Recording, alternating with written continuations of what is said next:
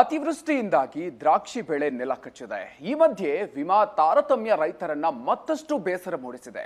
ಒಂದು ಕಣ್ಣಿಗೆ ಸುಣ್ಣ, ಒಂದು ಕಣ್ಣಿಗೆ ಬೆಣ್ಣೆ ಎಂಬ ಆರೋಪ ಕೇಳಿ ಬಂದಿದೆ. ಇತ್ತ ಕಲಬುರಗಿ ಜಿಲ್ಲೆಯ ರೈತರಿಗೆ ಸರ್ಕಾರ ಕಳೆದ ವರ್ಷದ ಬೆಳೆ ಹಾನಿ ಇನ್ಶೂರೆನ್ಸ್ ಹಣವೇ ಬಿಡುಗಡೆ ಮಾಡ್ತಾ ಇಲ್ಲ.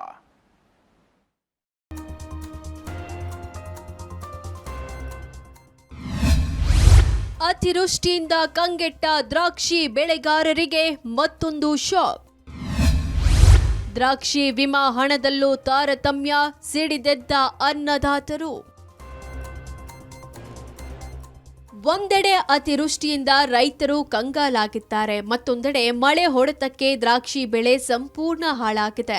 ಇದರ ಮಧ್ಯೆ ವಿಮೆಯಲ್ಲೂ ತಾರತಮ್ಯವಾಗ್ತಿರುವುದಕ್ಕೆ ರೈತರು ಬೇಸರ ವ್ಯಕ್ತಪಡಿಸಿದ್ದಾರೆ. ಬಾಗಲಕೋಟೆ ಜಿಲ್ಲೆಯ ಗದ್ಯಾಳ ಹಾಗೂ ಗೋಟೆ ಗ್ರಾಮದ ರೈತರಿಗೆ ಎಕರೆಗೆ 35,251 ರೂಪಾಯಿ ಮಾತ್ರ ನೀಡಲಾಗ್ತಿದೆ. ಆದರೆ ಅದೇ ಗ್ರಾಮಗಳಿಂದ ಕೇವಲ 2 ರಿಂದ 3 ಕಿಲೋಮೀಟರ್ ವ್ಯಾಪ್ತಿಯ ವಿಜಯಪುರ ಜಿಲ್ಲೆಯ ದ್ರಾಕ್ಷಿ ತೋಟಗಾರರಿಗೆ ಎಕರೆಗೆ 72,522 ರೂಪಾಯಿ ನೀಡಲಾಗಿದೆ. ಎರಡೂ ಭಾಗದ ರೈತರಿಗೆ agriculture insurance company of India ಮೂಲಕವೇ ವಿಮೆ ಮಾಡಿಸಲಾಗಿದೆ.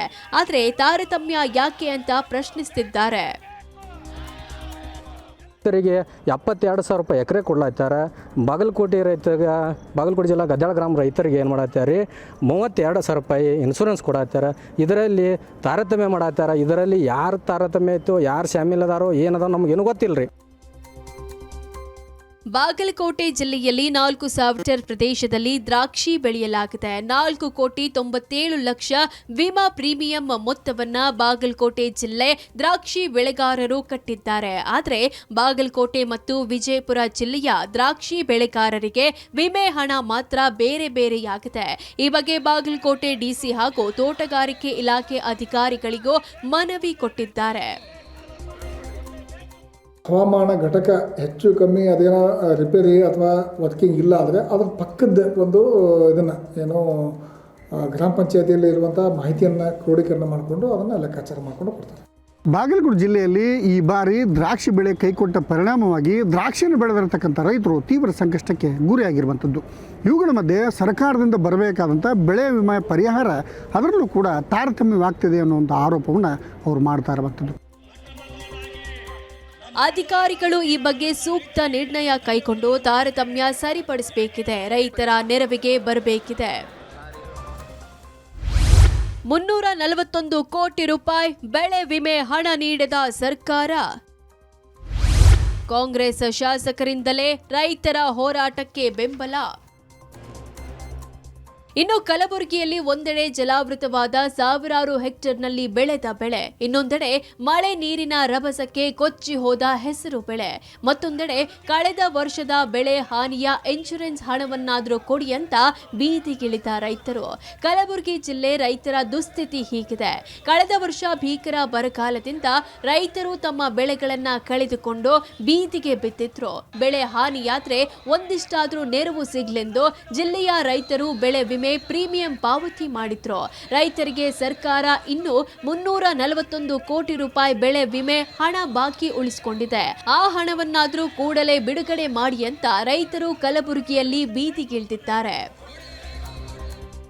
ರೈತರ ಹೋರಾಟಕ್ಕೆ ಶಾಸಕ ಬಿಆರ್ ಪಾಟೀಲ್ ಮತ್ತು ಎಂವೈ ಪಾಟೀಲ್, ಅಲ್ಲಮ ಪ್ರಭು ಪಾಟೀಲ್ ಸಾಥ್ ಕೊಟ್ರು.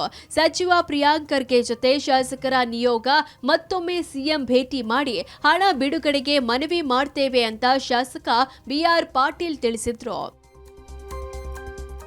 ಇದನ್ನು ದಯಮಾಡಿ ಆದಷ್ಟು ಬೇಗನೆ ಈ ರೈತರಿಗೆ ಬರಬೇಕಾದಂಥ 341 ಕೋಟಿ ರೂಪಾಯಿ ನಮ್ಮ ರೈತರಿಗೆ ಬಿಡುಗಡೆ ಆಗಬೇಕು. ಕಲಬುರಗಿ ಜಿಲ್ಲೆಗೆ ಇದನ್ನು ತಾವು ಸರ್ಕಾರಕ್ಕೆ ಕಳಿಸಿಬಿಟ್ಟು ಆದಷ್ಟು ಬೇಗನೆ ಹಣವನ್ನು ಬಿಡುಗಡೆ ಮಾಡಿಸಬೇಕು ಅಂತೇಳಿ ಕೋರ್ತಾ ಇದ್ದೀವಿ.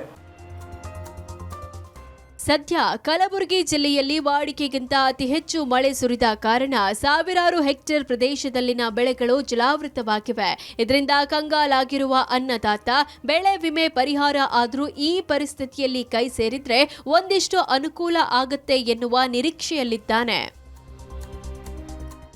ಇಷ್ಟಕ್ಕೂ ಈ ಬಗ್ಗೆ ವಿಚಾರಣೆ ಮಾಡಿ ಆ ಒಂದು ರೈತರಿಗೆ ಸೂಕ್ತವಾದ ಪರಿಹಾರವನ್ನು ಕೊಡ್ತಾರೆ ಅನ್ನುವಂಥದ್ದನ್ನು ನಾವು ಕಾದು ನೋಡಬೇಕಾಗಿದೆ.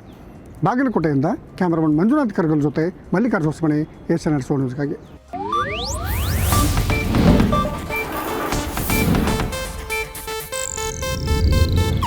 ಇದು ಏಷ್ಯಾನೆಟ್ ನ್ಯೂಸ್ ನೆಟ್ವರ್ಕ್ ಪ್ರಸ್ತುತಿ.